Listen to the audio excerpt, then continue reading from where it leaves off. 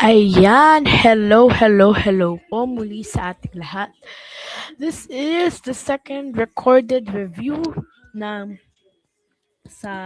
ng ating lesson dito sa Alan Palipunan. And actually, habang pinaghahandaan ko to, na-excite ako dito sa topic to because we are not just talking about things. Aaralin din natin ang history, Philippines American history, at saka ang ating saligang batas, no? So, if you're wondering, no, kung legal ba talaga ang ginagawa ko, legal po talaga ito, no? So, sa po magpapatag na ito ni sa akin, wag na po kayo mag-alala. This is legal according to the law. Kung tama lang po ang interpretation ng ating. But for now, with the first three items, mag-usapan natin ang film history. So, tayo sa number one. And by the way, para wala nang surprises, all the questions will be in English, no? Pag-send na po natin ang pagiging English, no? So, number one, which constitution is recognized as the first Republican Constitution in Asia? So, pag-usapan natin kung ano yung kadalasang namamalian tayo dito. When we talk about, hanap na natin, first, ito yung kauna-unahan. And pag nakita natin tong first na to, i-arrange na ito. Ito, 1899. Oh, pwede ba to? Ay, hindi, 1887. Baka C is the correct answer. Well, nakakalimutan natin kung ano pa yung adjective nito. First, Republican Constitution. Dito tayo magkakamali. 1897, biyak na ba to Constitution? 1897, biyak na ba to Constitution is wrong. Mali po to. Bakit mali po ito? Kasi this is a revolutionary constitution. The correct answer is letter B. Ulitin ko, the correct answer is letter B. Kasi, porket naman na siya yung nauna, hindi naman siya Republican. Am I correct, no? So, kailangan natin tignan kung ano dito Republican. Ito Republican, pero 1935. Ito Republican, ito 1917. Ito, mas nauna to, pero dito Republican. Ito Republican, at nauna, 1899, Malolos Constitution is the correct answer. And, kalimutan, binalangkas ito ng Kongreso ng Malolos na nagsimula ito noong September 15, 1898, simbahan ng Barswain sa Malolos, Bulacan. Ito ay kinanvas, ito ay pinagbotohan ng mga, pinuntahan to ng mga mayayaman. Saan? Sa simbahan ng Barswain sa Malolos, Bulacan. When? September 15, 1898. Para di ko makalimutan to, ito yung birthday ng pumanaw ko ng lola. Kaya di ko siya makalimutan. September 15. No? September 15. No? So, kung klaro na tayo, ano ulit yung pinakaunang Republican Constitution? That is the 1899 Malolos Constitution. Okay, tayo sa number 2. Who was the American soldier who fired the first shot that officially started in the Philippine-American War on February 4, 1899? No? Pag-usapan natin dito. Si John Bates, actually, di ko alam kung paano pagsin. Kasi, pwedeng sabi nila John Bates, John Bates. Pero, I'm sure na Bates to kasi galing to sa Amerika eh. Si John Bates to ay ang naging kasunduan sa parang American naghingi ng kasunduan sa kasunduang Bates. Next, si George Dewey, hindi siya ito. Si Frederick Funston, hindi ito.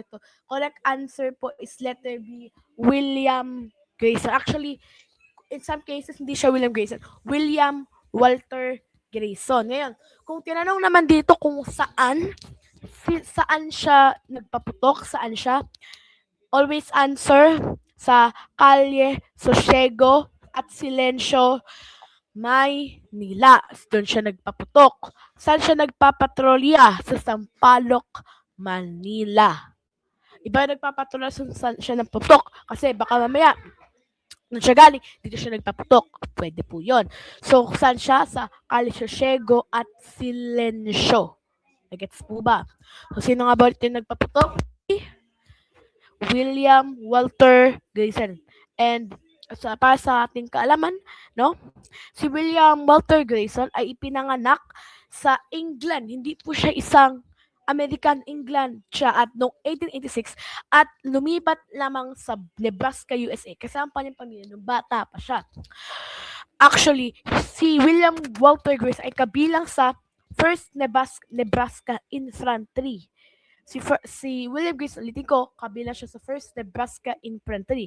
Ulitin ko, sino yung nagpaputok? Si William Walter Grayson. Okay, balik tayo sa ikatlong item. Ikatlong item na tayo. Under which treaty did Spain cede the Philippines to the United States for 20 million? Pag sinabing cede, binenta. So, sa anong kasunduan tayong na benta ng Amerika ng Espanya, na nabenta tayo ng Espanya sa United States, no? So, kapag nakita natin na may salitang treaty agad, itong dalawa na to treaty, cancel out na natin ng Tydings-McDuffie at Jones Law. Napag-usapan natin si Tydings-McDuffie Act in the first recorded review. Yung Tydings-McDuffie Act, ginawa ni Senator Millard Tydings at si Congressman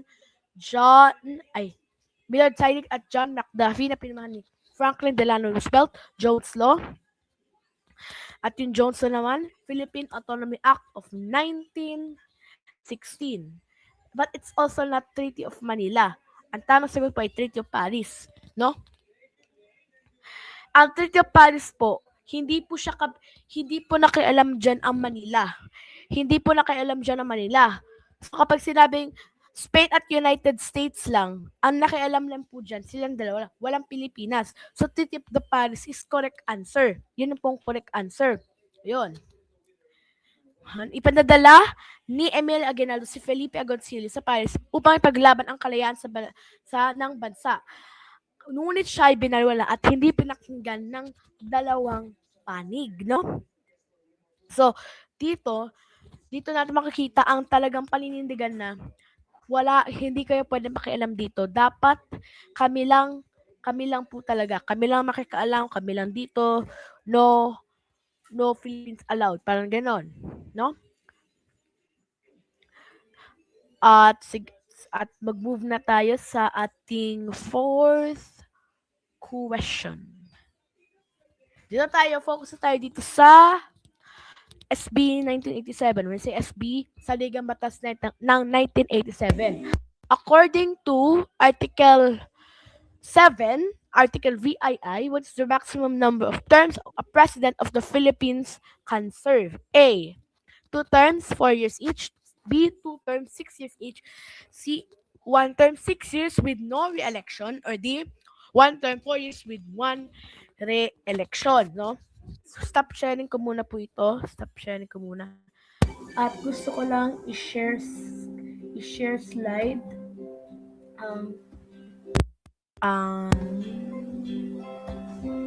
website ng Senate Electoral Tribunal. So, ito po yung Saligang Batas ng 1987. So, ito yung preamble niya. We the sovereign Filipino people imploring the aid of Almighty God in order to build a just and humane society and a government that shall embody our ideals and aspirations, promote the common good, conserve and develop our patrimony, and serve and secure ourselves and our posterity, the blessings of independence and democracy under the rule of law and regime of truth, justice, freedom, love, equality, and peace, to ordain and promulgate this Constitution. So, ito po yung mga article dito sa ating, ito po yung article natin dito sa, pangalan ba ito ulit? 1987 Constitution. The first article states the national territory. Article 2, Declaration of Principles and State Policies. And it is state policies. Then, etong Article 3, mamaya tututukan natin itong Bill of Rights. Medyo mahaba itong Bill of Rights kasi malalim tayong karapatan. And that is kailangan natin paglaban, no? The Article 4, itong maganda sa mga favorite article is citizenship, no? Article 5, suffrage, tungkol naman to sa pagboboto. Article 6, the Legislative Department. Kasi the Legislative Department, ito yung mababang kapulungan pataas sa kapulungan, the Senate and the Congress, no? Pag-usapan natin in one of our videos. Ang dami, di ba? Ang Article 7 naman is the Executive Department. When I say Executive Department, ito yung kataas-taasan. Dito nakalagay yung President, Cabinet, at saka Vice President. As we can see in Section 1, the executive power shall be vested in the President of the Philippines. Mean, siya talaga ang pinakaulo. Siya ang pinaka-head ng ating bansa. No? Sa Article 8 naman, ay, Judicial Department din pala to. Meron pa pala. Dami. Ito, Article 9. May na-miss ba tayo? Teka, hanapin nga natin. Article 7 yun eh.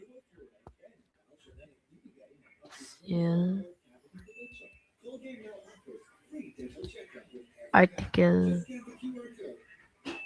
O baka namali lang ako.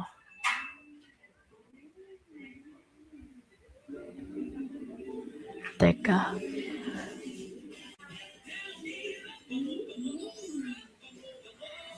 Ito namang next article ay ang Constitutional Commission.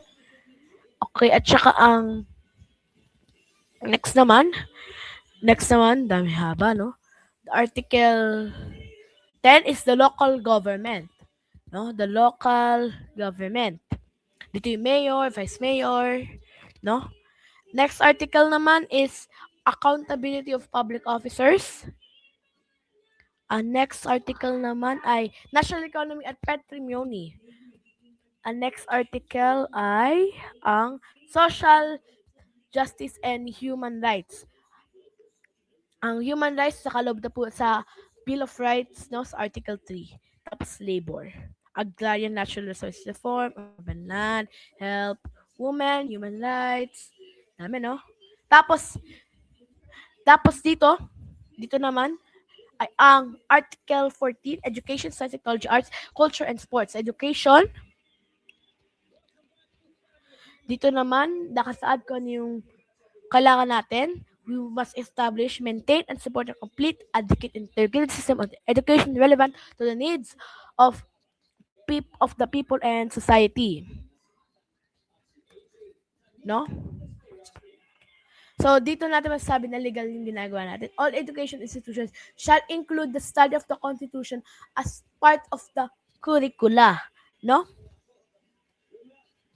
Tsaka kung bababa pa tayo, marami na yan. Psychology, blah, blah. Ayan, meron pa tayo. Family. Kabihin pa lang family dito. Marriage. Yung kalapatan natin. Family. General provisions. Dami. Amendments and revisions, transitory provisions, and many more. Hindi na natin i-discuss more pa. Anyway, ang president nito ay si Cecilia Muñoz Palma, followed by Vice President Ambrosio B. Padilla, Napoleon G. Rama, Ahmad Domocao Alonto, Jose D. Calderon, tapos, and many more.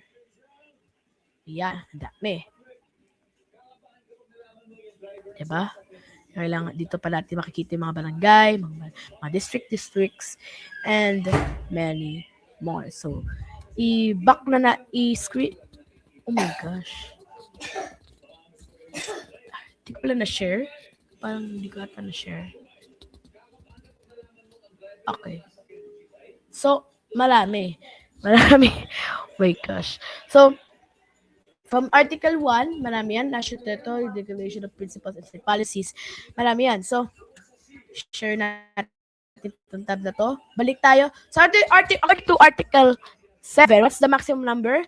So, kung nagbasa kayo kanina, the answer is letter C. 1 term, 6 years, with no re-election. No? 6 years. Teka, bakit si Gloria Macapagal Arroyo, tumakbo pa siya 9 years? Kasi yan. No? Pinagkaloob ng state na, halimbawa, may na-impeach ng president, namatay, may nag-resign na president, the vice president or the lower positions, dapat ang pumalit sa kanya. And pwede eligible pa siya for re-election. So, tama pa rin tayo sa letter C. Finally, which section of the Bill of Rights? Ayan, sinabi ko kanina, Bill of Rights. Sabi ko, no? States that no person shall be compelled to be a witness against himself. A, right to due process, right to information. C, right against self-incrimination. D, right to bail. Sige, I'll give you more time para sagutan ito because it's one of my favorites. No?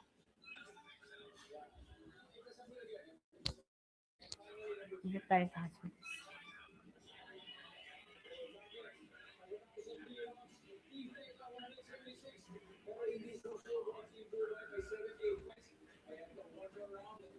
Okay. So, ano ang tamang sagot dito? The correct answer is C, right against self-incrimination. So pakita ko sa iyo yung mga parts ng Bill of Rights, no? Kapag ano tayo. So, dito tayo sa Article 3, Section 1 ng Saliga Batas 1987. Ang sabi dito, no person shall be deprived of life, liberty, or property without due process of the law, nor shall any person be denied the equal protection of the laws. Ano ibig sabihin nito? Wala pong bias ang batas.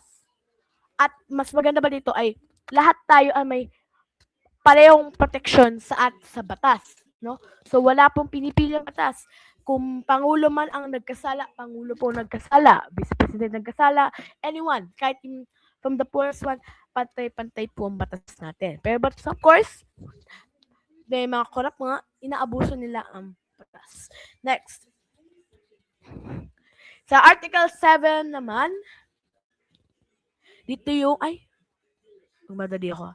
The right of people to information on matters of public concern shall be recognized. Access to official records and to documents and papers pertaining to official acts, transactions, or decisions, as well to government research, data use as basis for policy development shall be afforded to the citizen subject to such limitation as may be provided by law. Ano to? The right of people to information. Lahat tayo may karapatan sa batas unless kung may limitations tayo galing sa batas. So, not all meron tayong karapatan sa impormasyon, pero not all. Meron talagang para sa government, to be fair, no?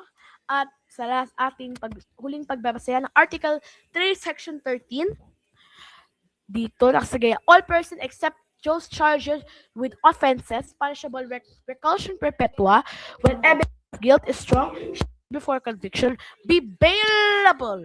Ano to bailable? Mamaya paliwanag ko. By sufficient sureties or be released on recognized as may be provided by the law. The right to bail shall not be impaired even when the privilege of writ of habeas corpus is suspended. Excessive bail shall not be required. Ano ba itong bail? Ang bail na po ito, habang may ongoing mantalang makalaya. Unless kung may reclusion perpetua ka. Ano to reclusion perpetua? Ang reclusion perpetua po ay hindi siya yung habang buhay na pagkakakulong. Ang reclusion perpetua is pagkakakulong mula 20 years and 1 day hanggang 40 years. At saka, magkaiban po sila sa life imprisonment, no? Ang life imprisonment po only takes with special laws. Example, paggagamit ng droga. That's one for life imprisonment. Gets po ba? Now, balik tayo sa question kanina. So, ano ba itong right against self-incrimination? Hatiin natin words. Crimination, self-incrimination. Parang ikaw mismo umamin sa sarili mong krimen. Ikaw mismong umamin sa sarili mong krimen, no? Yung pangunahing layunin nito is maprotektan isang tao laban sa panggigipit ng gobyerno na umamin sa isang krimen o magbigay ng ebidensya na gagamitin laban sa kanya. So, talagang fair talaga ang ating batas, no? So, and hindi lang siya for all, pati nga sa nagigipit, pwede siya, no? So, ano ba itong right against self-incrimination? Ito ay nakasaad, tignan natin. Teka. Self-inclination. Hanap ko nga dito. Babasahin ko na lang. Um, okay.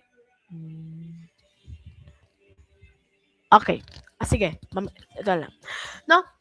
So, eto ba to, self-incrimination na to is that iniiwasan ng government na ikaw umamin. Instead, ang government po maghahanap ng ebidensya. The attorneys will find evidence para ikaw ay madepensahan, no? So, actually, napakahirap tong lesson, i-review tong mga batas sa to, but still, this is really good. This is a really good topic to talk about. And I think that's all. Mali, thank you very much sa ating review.